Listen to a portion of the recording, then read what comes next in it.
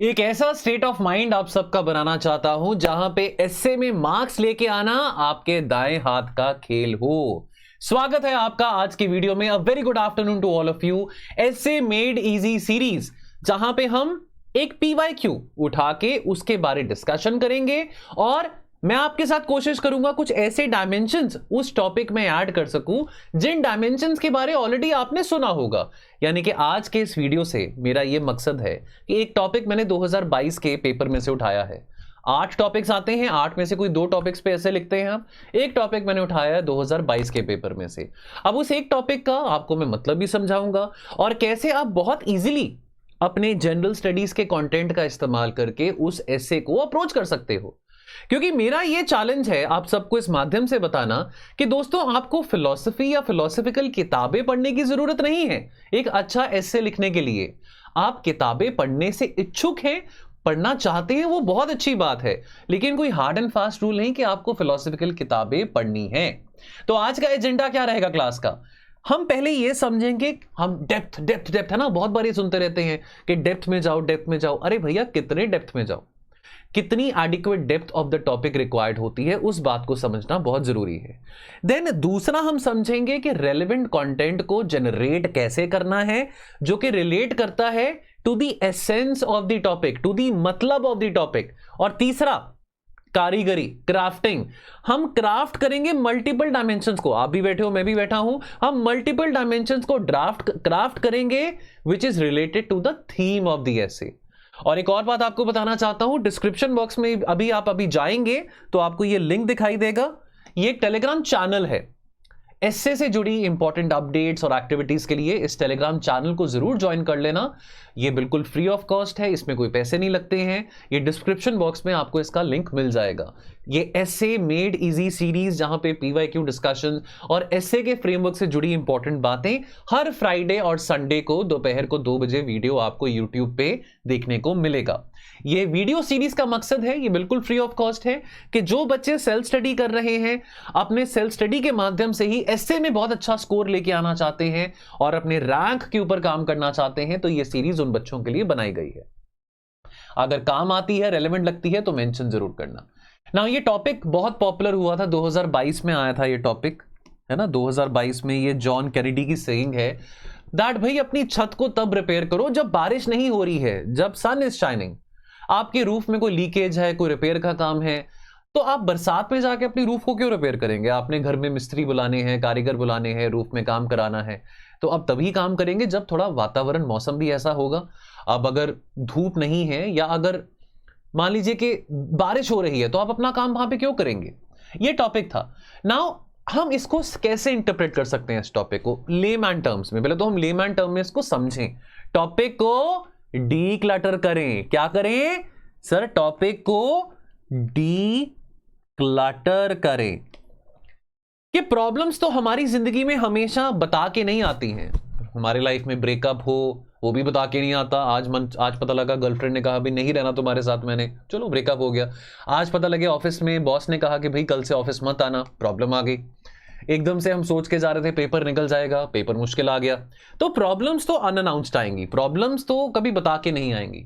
लेकिन जब हमें पता है कि कोई प्रॉब्लम है, जब हमें पता है कोई प्रॉब्लम है, तो प्रॉब्लम का भैया समाधान भी निकाल लो। जब हमको पता है कि रूफ इज ब्रोकन, प्रॉब्लम यानी कि रूफ इज ब्रोकन, रूफ में रिपेयर की रिक्वायरमेंट है टॉपिक के हिसाब से, तो समझदारी क्या कहती है? समझदारी कहती है कि भाई रूफ को और तोड़ने दो ताकि रूफ टूट जाए, घर टूट जाए।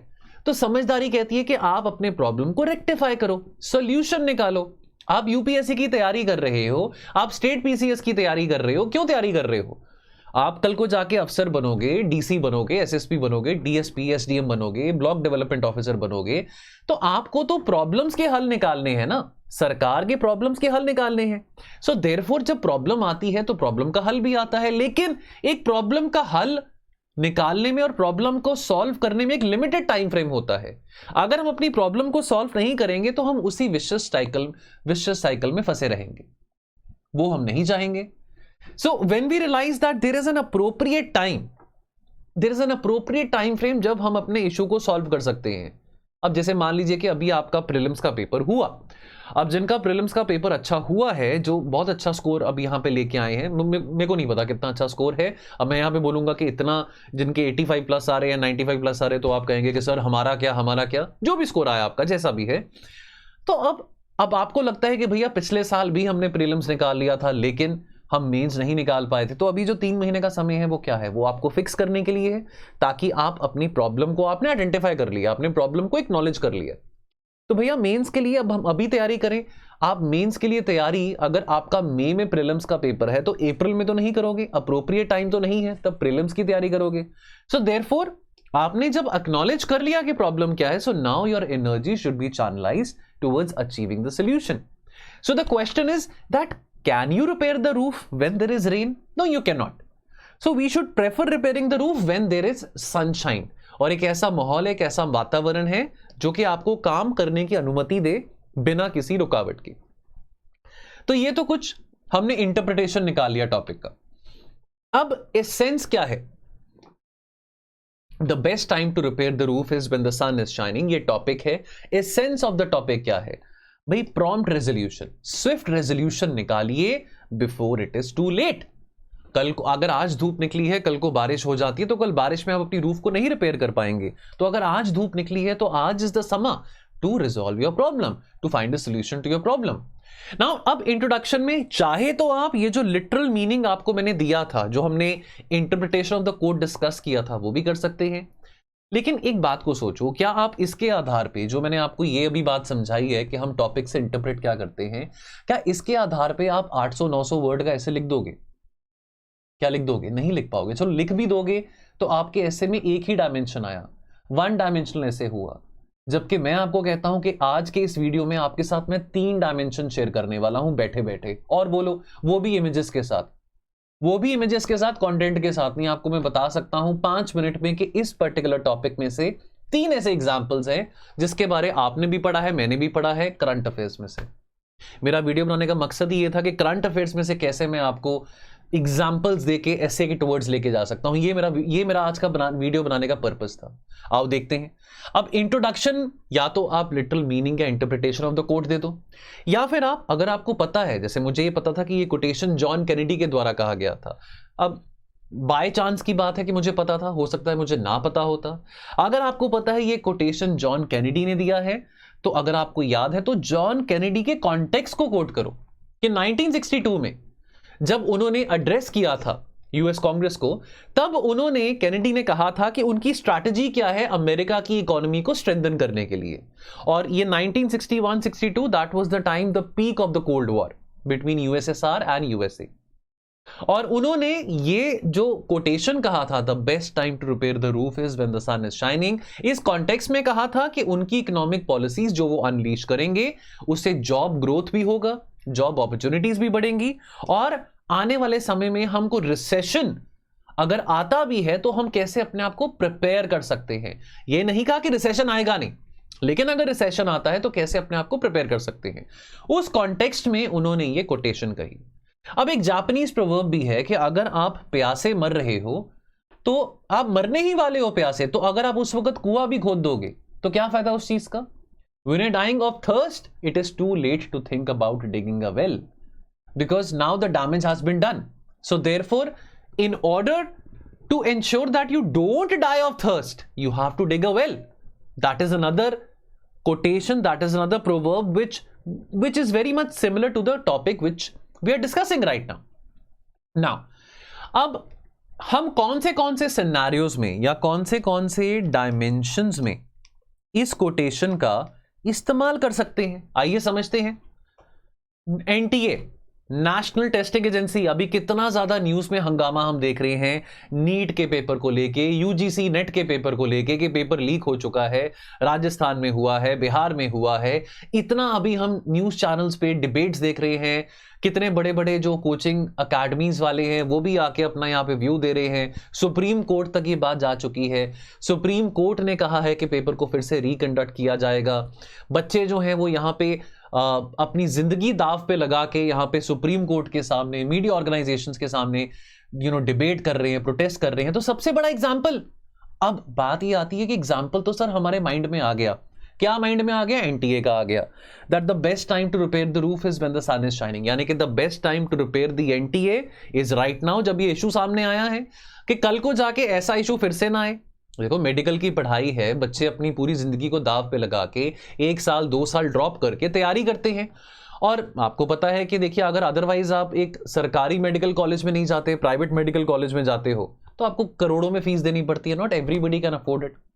85 to 90%, 95% of the Indians can not afford it. So therefore अब ये एनटीए का जो हमारे सामने मुद्दा है, so right now is the time to think of a reform of NTA so that we can bring in more transparency and accountability. ये 2 terms आप पढ़ते होंगे एथिक्स के पेपर में भी, पब्लिक एडमिनिस्ट्रेशन पे भी। अब सवाल ये आता है कि लिखना कैसे है। अब यहां पे मैंने क्या कहा था, essay is not only about the content, essay is also about how you present the content। मैंने कारीगरी की बात करी है, क्राफ्टिंग की बात करी है। अब कारीगरी कैसे करनी है उसके बारे समझते हैं ना। पहले तो अगर आप इस डायमेंशन को टच अपॉन कर रहे हैं इस कोटेशन के साथ, तो पहले तो बैकग्राउंड दीजिए कि किस कॉन्टेक्स्ट में आपने ये एग्जाम्पल उठाया है। देन आप एक ब्रीफ बैकग्राउंड दीजिए कि पर्पस क्या था नेशनल टेस्टिंग एजेंसी को सेटअप करने का, एनटीए कहां पे फेल हुआ है, कैसे इंश्योर किया जा सकता है कि ऐसी प्रॉब्लम फिर से दोबारा से फ्यूचर में आकर ना हो। एंड देन एंड में आप बात करेंगे कि एनटीए को रिफॉर्म कैसे करना चाहिए, और आप एंड में लिखेंगे that this is just equal to say that the best time to repair the roof is when the sun is shining. आगे बढ़ते हैं, second example, Rohingya crisis. Rohingya crisis, Rohingya एक मुस्लिम कम्युनिटी है, परसिक्यूटेड कम्युनिटी है म्यांमार में। Rohingya crisis के बारे अगर आप यूपीएससी की तैयारी कर रहे हैं 2-3 सालों से, तो आई एम श्योर आपने रोहिंग्या क्राइसिस के बारे न्यूज़पेपर्स में, आईआर में, करंट अफेयर्स में जरूर पढ़ा होगा। अब ये क्राइसिस हो रहा है, अब इस क्राइसिस को हम कैसे कोट कर सकते हैं, आइए बात को समझते हैं।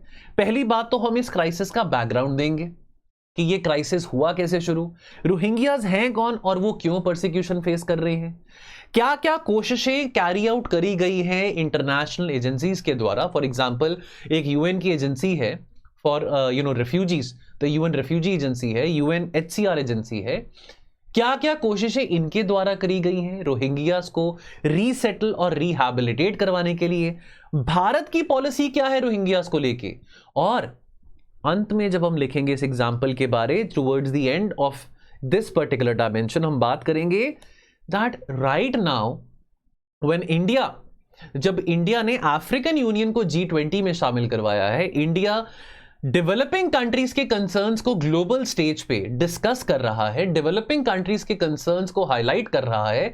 सो right now it is a good time for India के India can get upon attention, can gate international attention and concerns upon Rohingyas, so that Rohingyas को हम सक्सेसफुली रीइंटीग्रेट और रिहैबिलिटेट करवा सके डिफरेंट प्लेसेस में। देन थर्ड एग्जाम्पल इस topic से मिलता जुलता आता है क्लाइमेट चेंज का। क्लाइमेट चेंज हो रहा है, कितनी रिपोर्ट्स आ रही हैं, कितनी पब्लिकेशंस आ रही हैं जो कि ये बता रही हैं कि अगर अभी हमने कुछ नहीं किया तो हमारे आने वाली पीढ़ी, उनके पास ना पानी होगा पीने के लिए, अच्छी हवा नहीं होगी। अभी देखो कितनी गर्मी है, 47-48 डिग्रीज टेम्परेचर है। दिल्ली में जाओ तो आग लग रही होती है। मतलब पीछे हम दिल्ली गए थे, हमारी टीम दिल्ली गई थी और दिल्ली में इतनी ज्यादा गर्मी थी। सोचो आपके जब बच्चे होंगे, कभी ना कभी तो होंगे, कभी मेरे बच्चे होंगे, आपके बच्चे होंगे, उनके बच्चे होंगे, तो तब कितनी गर्मी होगी, तब कैसा वातावरण होगा, तब कैसा माहौल होगा। तो राइट टाइम कब है इसको सुधारने का, वो अब है। अब जब आप क्लाइमेट चेंज को डिस्कस कर रहे हो, ऐसे नहीं यक्कड़ मारने, ऐसे नहीं हवा में बात लिख के आनी। क्या लिखना है, पहले आप बताएंगे क्लाइमेट चेंज क्या है। क्लाइमेट चेंज एक जीता जागता एग्जाम्पल है ग्लोबलाइजेशन का। ग्लोबलाइजेशन क्या लगता है आपको? ग्लोबलाइजेशन मतलब इधर से उधर, एक कमोडिटी इधर से उधर जा रही है, ट्रेड हो रहा है, इंपोर्ट एक्सपोर्ट हो रहा है। अरे भैया क्लाइमेट चेंज भी तो ग्लोबलाइज हो रहा है, क्योंकि क्लाइमेट चेंज केवल इंडिया में नहीं, अमेरिका में भी है, यूके में भी है, गरीब देशों में भी है, अफ्रीका में भी है। और पिछले 30-40 सालों से कंट्रीज क्या कर रही हैं, तो यहां पे आप कॉन्फ्रेंस ऑफ पार्टीज की बात कर सकते हैं, आप यहां पे inter governmental panel of climate change conference की, IPCC की बात कर सकते हैं, नेट जीरो टारगेट की बात कर सकते हैं, transition towards renewable energy, transition towards green energy. Because ultimately ये सारी की सारी बातें इंपैक्ट तो करने वाली है ना आने वाली पीढ़ी को। So therefore the right time to repair the roof, the right time to work upon climate change is right now, right now.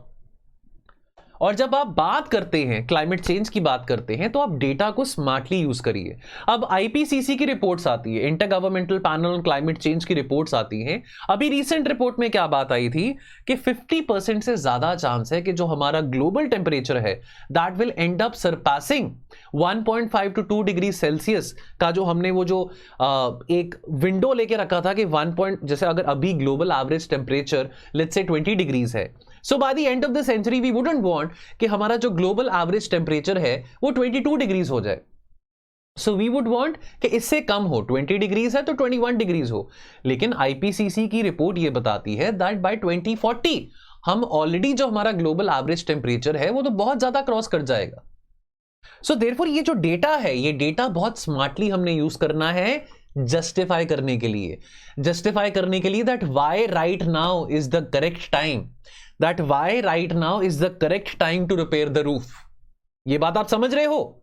अगर समझ रहे हो तो कमेंट सेक्शन में बताना, ऐसे और वीडियोस में लेके आता रहूंगा। और दोस्तों ये चलो फ्री इनिशिएटिव है, लेकिन अगर आप फाउंडेशन, अगर अपनी एसए में फाउंडेशन मजबूत बनाना चाहते हैं और आप 2025 के एस्पिरेंट हैं, तो आप सबके लिए मैं खुद अपने हाथों से ही एक UPSC क्यूरेटेड कोर्स लेके आया हूं जिसका नाम है नीव, एसए फाउंडेशनल कोर्स है। इसको लॉन्च हमने कर दिया है 8 जुलाई से, 8 जुलाई से इसकी क्लासेस शुरू होने वाली हैं, तो प्लीज अपने आप को एनरोल कर लीजिए। आप अगर एसे राइटिंग में मार नहीं खाना चाहते हैं, बिकॉज इसमें इस पर्टिकुलर कोर्स में बहुत सारे फिलोसॉफिकल एसेज, बहुत सारे थीमेटिक एसेज को मैं आपके साथ डिस्कस करने वाला हूं, जहां पे साथ के साथ आपको मैं मेंटरशिप भी दे रहा हूं, आपकी टेस्टिंग भी की जाएगी और मेरे द्वारा ही इवैल्यूएशन की जाएगी। और तो और एक डिटेल्ड PYQ एनालिसिस 2019 से लेकर 2023 के बीच में डिटेल्ड PYQ एनालिसिस एसेज का आपके साथ इस कोर्स में मैं डिस्कस करने वाला हूं।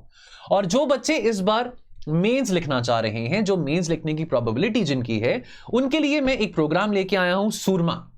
ये एक एसे टेस्ट सीरीज के साथ साथ मेंटरशिप का प्रोग्राम है जो कि आपको 4500 का मिलेगा।